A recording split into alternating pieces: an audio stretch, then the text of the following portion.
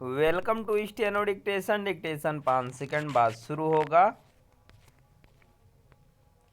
Start.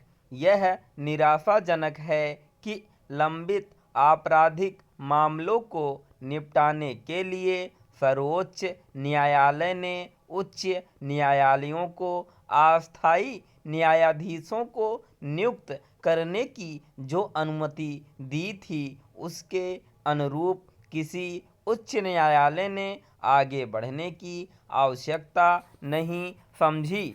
वैसे तो supreme court ने उच्च न्यायालयों को अस्थायी न्यायाधीश नियुक्त करने की सुविधा करीब 4 वर्ष पहले प्रदान की थी, लेकिन कोई प्रगति होते न देख उसने लगभग 1 महीने पहले अस्थायी न्यायाधीशों की नियुक्ति संबंधी शर्तों में छूट भी प्रदान कर दी थी।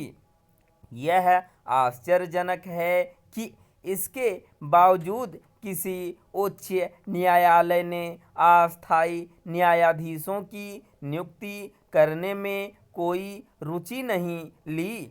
क्या इसका आशय यह है कि उच्च न्यायालयों को लाखों लंबित मामलों का निपटारा करने की कहीं कोई चिंता नहीं?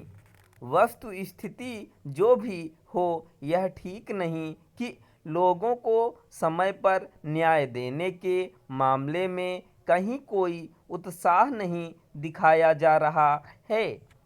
इसकी अनदेखी नहीं की जा सकती कि देश के सभी उच्च न्यायालयों में करीब 62 लाख मामले लंबित हैं। इनमें से 18 लाख मामले आपराधिक हैं। इन्हीं आपराधिक मामलों का निपटारा करने के लिए सर्वोच्च न्यायालय ने उच्च न्यायालयों को अस्थायी न्यायाधीश नियुक्त करने की अनुमति एवं सुविधा प्रदान की थी। उसने यह अनुमति प्रदान करते हुए अस्थायी न्यायाधीशों की नियुक्ति करने के कई कारण भी बताए थे और यह भी स्पष्ट किया था, अगर रिक्त पद स्वीकृत संख्या के 20% से अधिक हों तो उच्च न्यायालय अस्थायी न्यायाधीशों की नियुक्ति कर सकते हैं।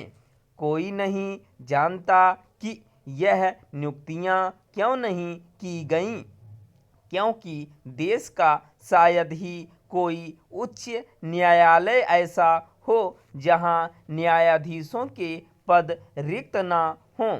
करीब 2 माह पूर्व राज्यसभा में दी गई एक जानकारी के अनुसार विभिन्न उच्च न्यायालयों में करीब 350 पद रिक्त थे। अकेले इलाहाबाद उच्च न्यायालय में कुल 160 में से 70 से अधिक न्यायाधीशों के पद रिक्त थे। इसी तरह की स्थिति अन्य अनेक उच्च न्यायालयों की भी थी।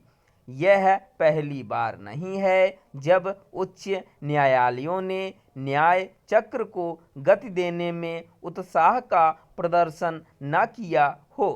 इसके पहले यह सामने आया था कि उच्च न्यायालय पूर्व एवं वर्तमान जनप्रतिनिधियों के आपराधिक मामलों की सुनवाई कर रही एमपी-एमएलए अदालतों की अपेक्षित निगरानी नहीं कर रहे हैं। उचित यह होगा कि सुप्रीम कोर्ट और साथ ही केंद्र सरकार यह देखें कि उच्च न्यायालयों से जो कुछ अपेक्षित है वह क्यों नहीं हो रहा है।